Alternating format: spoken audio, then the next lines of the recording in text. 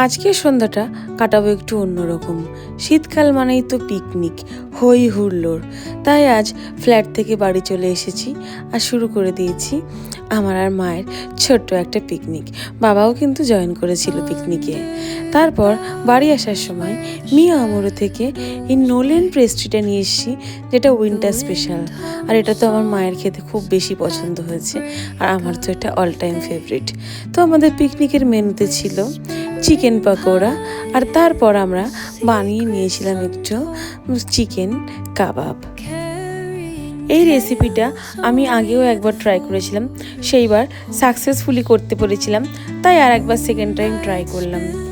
সব কিছুতে বেশ সুন্দর করে গুছিয়ে নিয়ে জিনিসটা সাকসেসফুলি আমরা বানিয়ে ফেলেছি, আর ফ্যামিলির সাথে খুব ভালো একটা সময় কাটালাম।